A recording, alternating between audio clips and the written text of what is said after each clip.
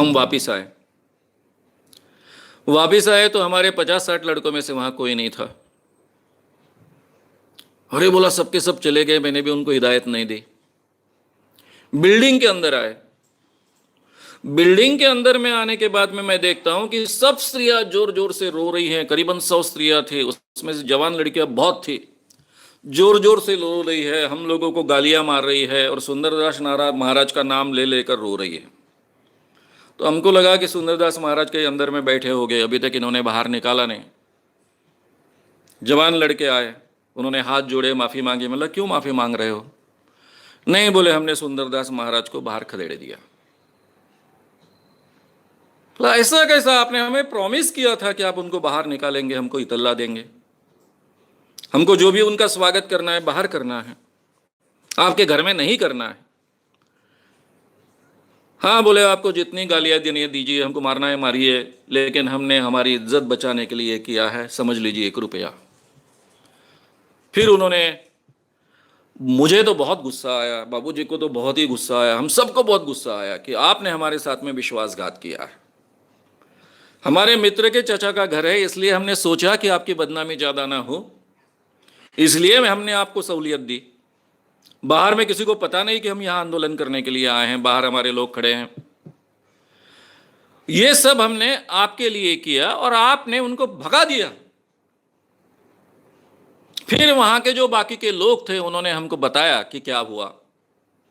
ये जवान लड़के सुंदरदास महाराज को खींच खींच कर बाहर कर रहे हैं और ये 100 के करीब लड़कियां और स्त्री हैं, उनको पकड़ कर रख रही हैं।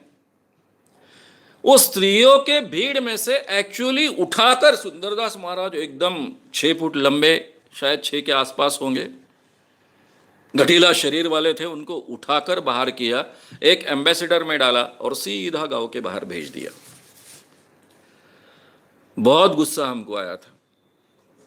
मैंने तो सुना दिया उनको कि भाई आप ऐसा मत समझो कि आप छूट गए हो।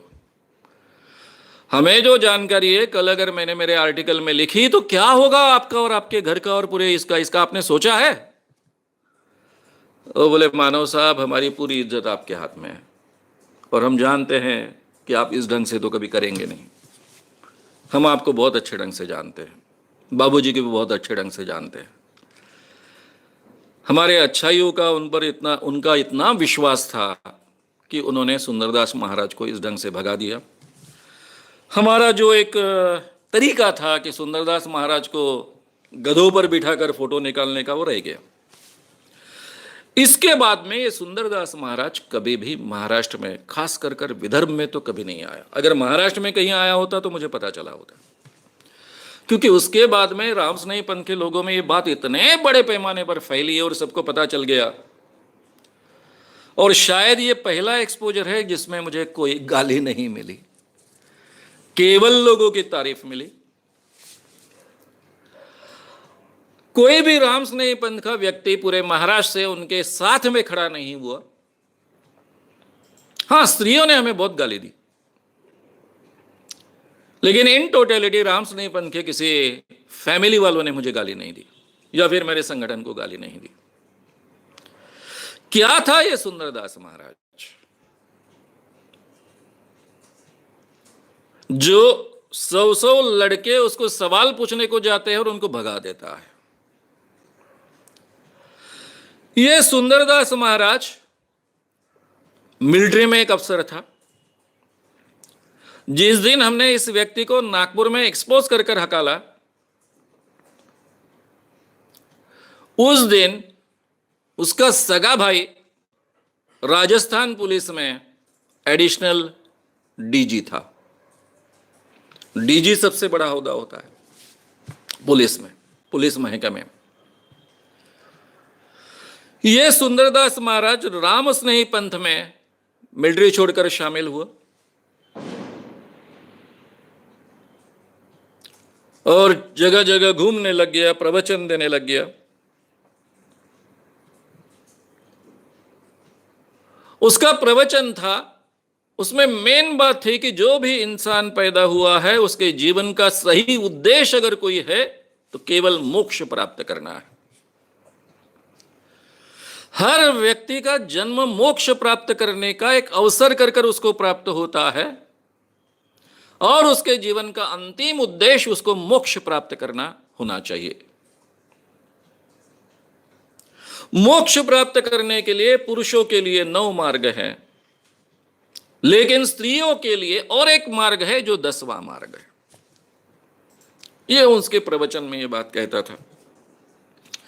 राम स्नेही पंथ ये बड़े व्यापारियों का पंथ है, काफी अमीर लोगों का पंथ है। मैंने पहले ही कहा कि उसको घर ले जाने के लिए किस ढंग से ऑक्शन चलता था। और ये जो बातें जाहिर तरीके से कहता था, स्त्रियों में भी यही बातें कहता था। लेकिन ये जो 10वां मार्ग है स्त्रियों के लिए, वो खुलकर नहीं कहता था। और फिर कहता था कि आप सत्संग के लिए आए, वहां हम बताएंगे। और फिर वहां कहता था सब स्त्रियों के सामने कि अगर आपको ये 10वें मार्ग से मोक्ष प्राप्त करना है, ये सबसे आसान तरीका है,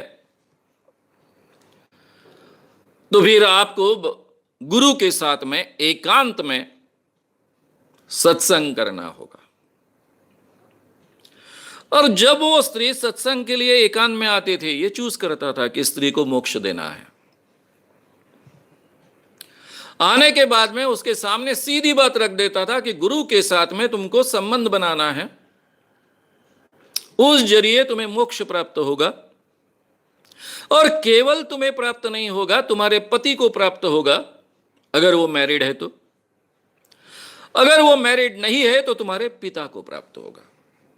यानी केवल तुम्हें मोक्ष प्राप्त नहीं होगा तो तुम्हारे पिता को होगा, अगर पिता जिंदा नहीं है तो भाई को होगा, एडिशनल मोक्ष प्राप्त होगा। अब सुंदरदास महाराज दिखने को सुंदर, हट्टा कट्टा नौजवान आदमी। मैंने जो महाराज देखे हैं, दिखने को बहुत बुरे भी देखे हैं, उनका भी वर्णन आपके सामने करूंगा। लेकिन जितने भी महाराज मैंने देखे, भैयू जी महाराज छोड़कर सबसे सुंदर ये था। उसका नाम ही सुंदरदास महाराज था। मैं था बोल रहा हूं, हालांकि वो अभी जिंदा है, उसके बारे में भी आपको बताऊंगा। अगर आपको ये वीडियो पसंद आया हो तो उसे ज़रूर लाइक करें, लोगों में ये अवेयरनेस फैलाने में हमारी मदद करें। वीडियो को ज़रूर शेयर भी करें। तो हमारे YouTube चैनल श्याम मानव को विज़िट करें।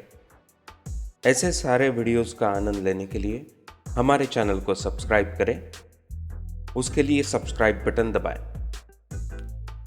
नए वीडियोस का नोटिफिकेशन पाने के लिए बेल आइकन दबाएं।